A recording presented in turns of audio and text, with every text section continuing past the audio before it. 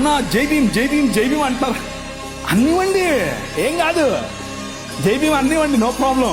మీరేమనాలి తెలుసా, జై భీమ్కు పైన కూడా ఉన్నాడు నా రాజు, మై కింగ్ అని చెప్పండి. ఆ భీమును నిలబెట్టింది నీ రాజు. ఆ డాక్టర్ బాబాసాహెబ్ అంబేద్కర్ గారు కొలంబియా యూనివర్సిటీకి వెళ్ళినప్పుడు బైబిల్ స్టడీస్ అటెండ్ అయ్యేవారు.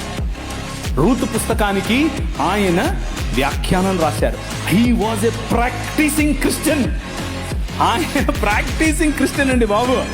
ఆయన ఒకరోజు 3 లక్షల మందితో కలిసి నేను బాప్తిజం తీసుకుంటాను అని చెప్పి ముందుకు వచ్చి ఫోన్ మన మెథడిస్ట్ సంఘంలో ఉన్నటువంటి బిషప్ గారికి చెప్తే, బిషప్ గారు దానికి కావాల్సినటువంటి పనులన్నీ వసతులన్నీ ఏర్పాటు చేసుకునే క్రమంలో నెహ్రూ గారు ఫోన్ చేశారు.